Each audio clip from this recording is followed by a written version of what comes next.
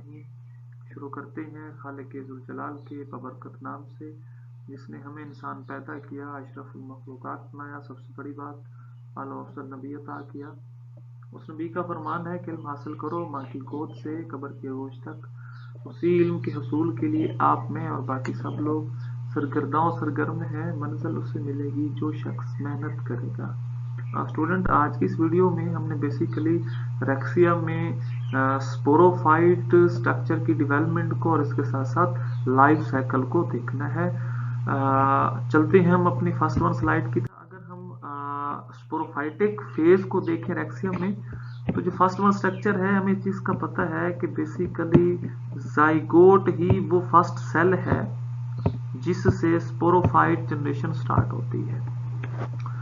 इसके साथ साथ स्टूडेंट अब क्या होगा कि इसके इर्द गिर्द एक वाल क्या होगी, सिक्रेटेड होगी अराउंड द ओस्पोर। मीन जो ओस्पोर बनते हैं, ठीक है, उसके इर्द गिर्द एक वाल है जो इसको कवर करेगी। इसके साथ जो थर्ड वन है कि इट डिवाइड्स एंटीक्लाइनली एंड पेरिक्लाइनली। मीन इसमें दो डिवीजन होती हैं, एक एंटीक्लाइनल डिवीजन और दूसरी पेरिक्लाइनल डिवीजन। स्टूडेंट ये देखें, अगर जो फर्स्ट वन है, अगर हम कहें कि एंटीक्लाइनल डिवीजन क्या होती है या पेरिक्लाइनल, ये देखें अगर तो पैरेलल डिवीजन है तो उसको क्या कहते हैं, पेरिक्लाइनल डिवीजन कहते हैं। और इसी तरह अगर इसमें क्या है, वर्टिकल डिवीजन है, ये यूं इस तरह ये देखें, ये इस तरह की डिवीजन है, तो इसको हम क्या कहते हैं, एंटीक्लाइनल डिवीजन कहते हैं। जब ये दो डिवीजन स्टूडेंट इसमें क्या हो जाती हैं, ओवरकम हो जाती हैं, तो इसके नतीजे में टू लेयर ऑफ क्लेप्ट्रा, एक क्लेप्ट्रा की लेयर बनती है along the developing sporophyte. Mean calyptra वो लेयर है जो स्पोरोफाइट के इर्द गिर्द बनती है,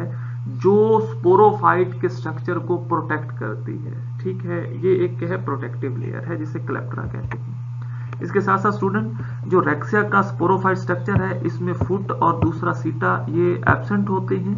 ठीक है, इसमें सिर्फ और सिर्फ कैप्सूल बनता है। इसके साथ साथ जो स्पोरोफाइट है is embedded in a storage tissue of gametophyte. Sporophyte का स्टूडेंट जो भी स्ट्रक्चर है रेक्सिया में, वो गेमिटोफाइट स्ट्रक्चर में एम्बेडेड होगा। इसके साथ साथ जो जाइगोट है जिससे स्पोरोफाइट की डिवीजन स्टार्ट हुई, वो मेयोटिकली डिवाइड होगा, जो कि स्पोरोगोनियम का स्ट्रक्चर बना देगा। इसके साथ साथ स्टूडेंट जो स्पोरोफाइट का स्ट्रक्चर है वो डिवाइड होगा मेयोटिकली, और जो एंड पर जाके हैप्लॉइड स्पोर्स बना देगा। ठीक है, ये जो जितने भी आपको स्पोर नजर आ रहे हैं, ये सारे के सारे क्या हैं, हैप्लॉइड स्पोर हैं। ये देखें, ये सारे क्या हैं, हैप्लॉइड स्पोर हैं जो जाइगोट की मेयोटिकल डिवीजन के नतीजे में बने हैं। तो ये बेसिकली स्टूडेंट एक ओवरव्यू है स्पोरोफाइटिक फेज का रेक्सिया में। स्टूडेंट अगर हम स्पोरोफाइट की डेवलपमेंट पढ़ें कि रेक्सिया के स्ट्रक्चर में इसकी डेवलपमेंट कैसे होती है, तो हमें पता है कि जो फर्स्ट वन जाइगोट है, ठीक है, ये डिवाइड होता है। इसमें कौन सी डिवीजन होती है, ट्रांसवर्स डिवीजन होती है, और इसमें इक्वल साइज्ड के सेल बनते हैं। मीन फर्स्ट वन क्या है, जो जाइगोट है उसमें ट्रांसवर्स डिवीजन हुई और इक्वल साइज के क्या बने, उसमें सेल बने। अब जो स्टूडेंट क्या होगी, सेकंड डिवीजन में क्या होगा, ये राइट एंगल पे होगी, और इसके साथ साथ ये क्या होगा, first and result in the formation of 4 cells. ये देखें, ये ऐसे डिवीजन होती जो सेकंड डिवीजन में क्या होगा स्टूडेंट, 4 सेल बन जाएंगे। ठीक है, इसके साथ साथ जो नेक्स्ट डिवीजन होगी वो वर्टिकल होगी, और इसके नतीजे में 8 सेल बनेंगे, जिसको क्या कहते हैं, ऑक्टेट स्टेज भी कहते हैं। ओके, हो गया। ये देखें, ये इसी तरह होते यहाँ पे आके ये क्या बना देंगे, 8 सेल बना देंगे। और इसके साथ स्टूडेंट क्या होगा, यही जो ऑक्टेट सेल हैं ये डिवाइड होंगे, ठीक है, एंड रीडिवाइड होंगे इन ऑल प्लेन, सारी प्लेन्स में। और इसके साथ साथ ये स्फेरिकल स्ट्रक्चर का एक मैस बना देंगे जिसमें 20 to 40 सेल होंगे। ये देखें, ये जो इसने इधर आके एक, जब बार बार इसमें ऑल प्लेन्स में डिवीजन हुई तो कितने सेल बने, एटलीस्ट 20 से 40 सेल इसमें बन जाएंगे। इसके साथ साथ स्टूडेंट क्या होगा, the cell of peripheral region divide by a periclinal division. जो पेरिफेरल रीजन होगा स्टूडेंट, उसके जो क्या होंगे, सेल होंगे, उनमें पेरिक्लाइनल डिवीजन होगी, जिसके नतीजे में एक आउटर लेयर बनेगी जिसे क्या है, एपिथीसियम कहेंगे। और इसके साथ साथ एक सेंट्रल मैस ऑफ सेल बनेगा जिसे एंडोथीसियम कहेंगे। स्टूडेंट हम ये कह सकते हैं कि जब क्या है पेरिफेरल रीजन में पेरिक्लाइनल डिवीजन होती है तो इसमें दो लेयर बनती है। एक लेयर को क्या कहते हैं, एपिथीसियम कहते हैं, और जो दूसरी लेयर है उसको एंडोथीसियम कहते हैं। मीन एपिथीसियम बाहर वाली लेयर होती है और एंडोथीसियम जो है ये लोअर वाली लेयर होती है। और इसके साथ साथ द सेकंड वन जो है स्टूडेंट, द सेल ऑफ क्या है एपिथीसियम, इसमें कौन सी डिवीजन होगी, एंटीक्लाइनल डिवीजन होगी, और जिसके नतीजे में single layered sterile jacket cell बनेंगे, या इसे कैप्सूल वाल भी कहते हैं। ये देखें स्टूडेंट, आपको जब इसमें ये देखें एक एपिथीसियम बनी और एक एंडोथीसियम बनी, ये जो बाहर वाली क्या है ये लेयर बन रही है, इसको जैकेट क्या कहते हैं, जैकेट सेल कहते हैं, या इसे क्या कहते हैं कैप्सूल वाल कहते हैं, जिसको कौन बनाता है, ये देखें क्या है एपिथीसियम बनाता है। इसके साथ साथ स्टूडेंट जो एंडोथीसियम है, ठीक है, जो क्या है ये आर्चियोस्पोरियम बनाएगी, और इसके साथ साथ ये डिवाइड होके और दोबारा क्या है रीडिवाइड भी होगी और एक मैस ऑफ स्पोरोजीनियस सेल्स बना देगी। ये जो जितने आपको सेल नजर आ रहे हैं, ठीक है, ये सारे के सारे जो ये देखें स्पोरोजीनियस सेल हैं, ये बेसिकली क्या है जो हम यूं कह सकते हैं कि एंडोथीसियम है। ये मीन हम यूं कह सकते हैं स्टूडेंट कि जो एपिथीसियम है ये बेसिकली जब इसमें एंटीक्लाइनल डिवीजन होगी तो ये एक स्टीराइल जैकेट बना देगी, और जो एंडोथीसियम है वो क्या बना देगी, स्पोरोजीनियस सेल बना देगी। तो ये बेसिकली स्पोरोफाइट के स्ट्रक्चर में डेवलपमेंट है। इसके साथ साथ स्टूडेंट अगर हम स्पोर को देखें कि रेक्सिया के स्पोर किस तरह होते हैं, तो हम ये कह सकते हैं कि ये जो स्पोर हैं ये वेरी स्मॉल होते हैं, 0.05 टू 0.12 मैक्रोमीटर इनका डायामीटर होता है।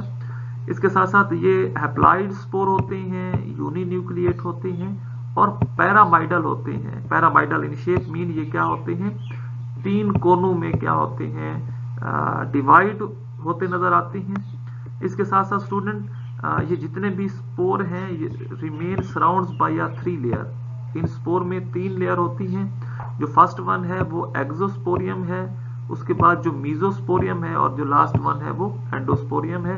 तो ये देखें, ये जो आपको ये शेप जो नजर आ रही है स्टूडेंट, ये बेसिकली शेप किसकी है, ये देखें ये पिरामिडल शेप है।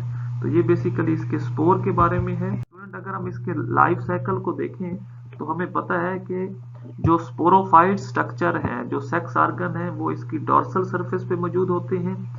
इसके बाद इसमें जो मेल स्ट्रक्चर है वो एंथीडियम का होता है, जिसमें एंथीरोजाइड होते हैं, और जो फीमेल स्ट्रक्चर है वो आर्चियोगोनियम होता है, जिसमें क्या होते हैं, एग मौजूद होते हैं। उसके बाद ये जो हम यूं कह सकते हैं कि एंथीरोजाइड हैं, ये क्या होते हैं, मोटाइल होते हैं, इसके साथ फ्लैजेला अटैच होते हैं। तो ये मूव करके जो कवर सेल हैं आर्चियोगोनियम के, उनको क्रॉस करते हैं, वेंट्र को क्रॉस करते हुए इस एग के साथ मिल जाते हैं। तो उसके नतीजे में क्या बनती है, जाइगोट बनता है। अब स्टूडेंट उसके बाद क्या होगा, जब जाइगोट बन जाएगा, अब उसके बाद 2 सेल स्टेज आएगी, मीन ये जाइगोट डिवाइड हो जाएगा। इसी तरह ये 4 में डिवाइड हो जाएगा, ठीक है, 4 सेल में, और एट द एंड ये बहुत सारे क्या है मजीद सेल में डिवाइड होगा, और जिसको एक क्लेप्ट्रा वाल बनेगी जो इसको क्या करेगी, प्रोटेक्ट करेगी। उसके बाद स्टूडेंट डिफरेंट डिवीजन के नतीजे में 2 लेयर बनेगी, एक एपिथीसियम है और दूसरी एंडोथीसियम है। ये जो क्या है एपिथीसियम है ये जैकेट लेयर बना देगी, और जो एंडोथीसियम है ये स्पोर्स, इसके अंदर स्पोर बनेंगे, ये स्पोर को बनाएगी। इसके बाद स्टूडेंट यंग जो स्पोरोजीनियम है उसमें स्पोर मदर सेल बनेंगे, और स्पोर मदर सेल क्या होंगे, प्रॉपरली इसमें मियोसिस होगी और ये टेट्राड स्पोर बना देंगे।